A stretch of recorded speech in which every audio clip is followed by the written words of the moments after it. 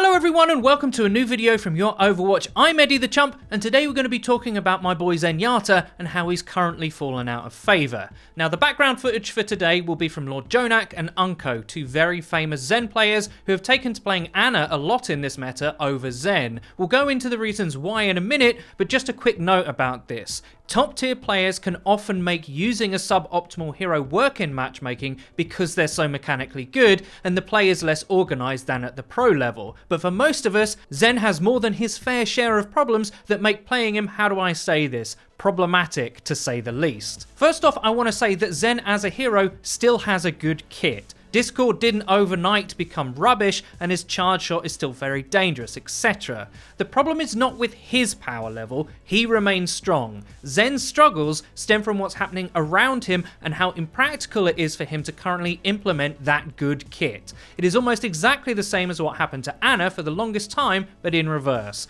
Her kit was always amazing, but the real S tier tanks and damage in previous metas meant that she didn't have the room to reach her peak value. Dive used to counter her pretty hard, Winston Bubble's defense matrix, mobility in general made it very difficult for her. In that era, when Tracer could stay alive forever, Zen was one of the de facto meta supports. He was played because Discord went through the best tank utility like defense matrix, and all the mobile heroes like Winston, D.Va herself, Genji and Tracer could chase down whatever he had targeted with it. His healing too got its biggest value on squishy low health targets that liked to flank because of its reliability and range. When mobility was king, Zen was as meta as you can get. But we all know what happened next. Brigitte changed everything because she adds a serious amount of stability to any backline with her shield, stun and armor value. Against that, mobility in general became much less effective, or I should say, much harder to make work. Pros still play dive tanks for instance, but usually with a Brig of their own and much more coordinated engagements than a lot of us ever see. In matchmaking though, where that level of team play is hard to come by, against Brig, Winston and D.Va can often be left wanting. They can't put backlines under the same pressure and armor really hurt their ability to do enough damage. Tracer too was suddenly in a really tough spot. Because of this and the need to play front to back, Rein really started to make a comeback. Having been pretty unplayable in the Tracer era, he's one of the best answers to Brig despite what people think, as he can bully her, and with him came other brawl heroes like Zarya. Suddenly static shields became commonplace. Rein's shield, Zarya's bubbles are everywhere, and teams could effectively have two main barriers thanks to Brig, and that's a huge problem for Zen. Even the Orisa Fortress meta saw Zen be useless for the Overwatch League playoffs and finals. Jonak and the NYXL struggled then more than they had at any other point in the season, and his Zen was such a big weapon for them, when it fell slightly out of favour, their results followed suit. Discord value is just too hard to get when you can't easily reach targets with flank pressure. If Zen is left with little to do other than shoot shields,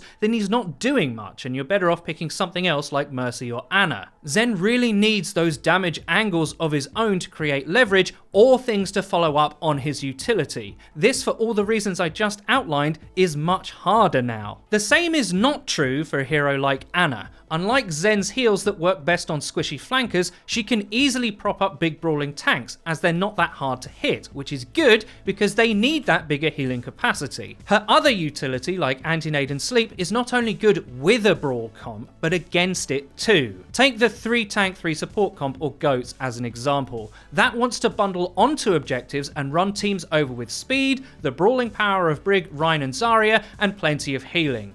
Ana's Bionade can both facilitate that, amping up the Lucio and Brig passive heals, and counter it by stopping the comp's ability to sustain itself by denying that healing. Zen by comparison can't get any leverage because there's just too much stuff in the way in the form of shielding, too much HP for Discord to find purchase quickly enough, and he has no crowd control whatsoever to slow it down. There's also another factor to the Ana Zen matchup that works against him. When Ana is good and therefore played a lot, his trans ult becomes much less effective because of the ever-present threat of it being anti-naded. By comparison, her ult, the new Nano is much more dexterous and applicable. It can actually save teammates in a similar way now, if to a slightly lesser extent. Fully healing a big tank just before it dies and giving it increased damage resistance and offensive potential can be a massive swing factor in a fight. It's not limited by range in the same way as Trance is either. If you react even a fraction too late with Trance to save something with healing, you might not cover the distance in time. Nano can be deployed much quicker and much more directly on the actual target, and that's saying nothing of the other combos it can help facilitate, like a Genji Blade or all manner of offensive ults. Speaking of damage, that's another aspect of the game holding Zen back currently. The DPS landscape has changed quite a lot over time. Buffs and reworks have left big burst damage heroes like Doom a lot more reliable. As the meta DPS get more lethal, the actual need for Discord Orb diminishes. Heroes like Widow, Hanzo and Doomfist don't gain as much from Discord as say a Tracer or Soldier 76 do, because Discord's power benefits consistent damage more than big single hits. Plus sustained damage in general is just weaker. There isn't the same time to whittle things down anymore. Doom's already killed 3 people by the time you've broken one of the many shields in the way. Remember, a squishy kill is 200 health. If a rocket punch or Widow headshot would insta-kill it with or without Discord, what's the point of amping that damage? To be fair, with these kinds of DPS being so good, if you are going to amp the damage, is Mercy not just a better choice? Her damage amp is applied from whatever hero she applies it to, not on a single distant target that can be hard to reach. It's better against shields, and you have the added bonus of res in your pocket if you can get it off. Widow in particular likes this, as when Mercy amped, her full charge time for a shot is reduced, and Mercy can follow to pocket her wherever she goes without res as an insurance policy, particularly in a duel. Likewise, the new Pharmacy has bigger damage output potential due to the rate of fire increase for Pharah,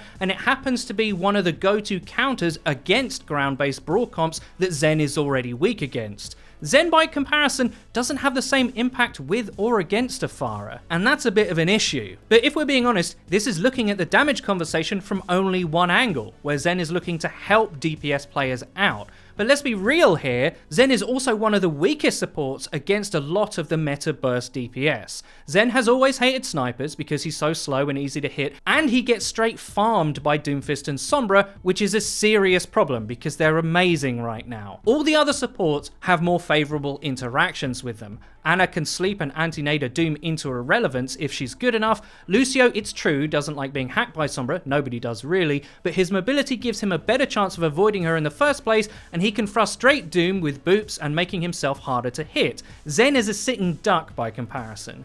It's also easier for Lucio to hide and avoid EMP and then save everyone with beat than it is for Zen to perfectly react with Trance instantly as Sombra activates it. Mercy can avoid Doom pretty easily with her airborne mobility, and Moira has her fade escape. Zen's only hope is, Zarya, please always have a bubble for me. It's not a great look. Zen is exploitable in ways that they are either not or to lesser extents than him. In conclusion then, it's not that Zen is bad, his kit is strong if looked at in isolation, but that's not how Overwatch works. He doesn't do enough to support what's good now or counter it. There's no longer room for him in a lot of situations.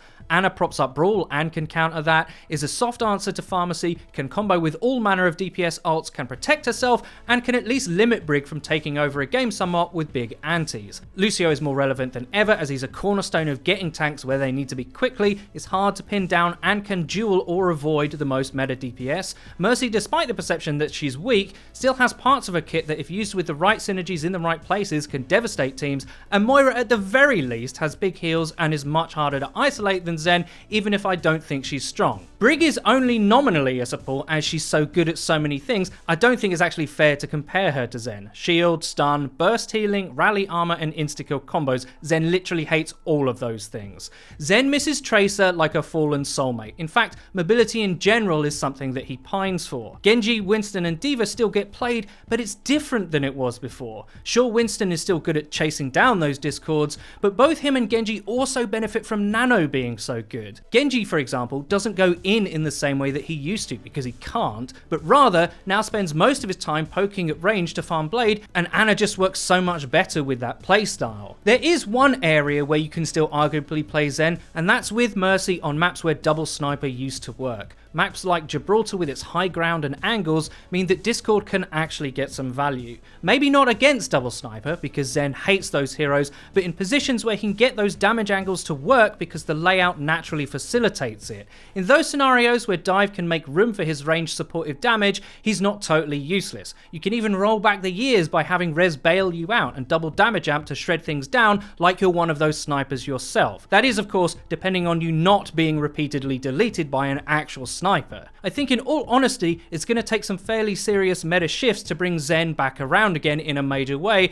and if that does happen, then Ana will probably subside at the same time. They just cater to different sides of the game, and it's hard to see them both being equally playable concurrently. Right now, it's Ana's time, and I think the reason why people aren't necessarily up in arms about it is for one simple reason. A lot of Zen players also like playing Ana, so they've just swapped over. Look at the pros. Jonak is a god Ana, Raucus from Team USA is arguably better at her than he was at Zen. I'm the same, although obviously at a far lower level. Maybe when Brig gets nerfed further or Hero 29 enters the fray, things will change again, and I'll be commenting on why Ana has disappeared again. But until then, Zen, my friend, I do miss playing you, I'm sure a lot of people do, but now is just not your time. And that's about it for today's video. I really hope you enjoyed it. If you did, please don't forget to leave a rating. If you never want to miss another video of ours again, please click the bell icon next to the subscribe button on our channel to join the notification squad. You'll be in great company. And finally, please follow the Your Overwatch Twitter. It's where you can find updates about new videos and other cool stuff. I've been Eddie the Chump, and until next time,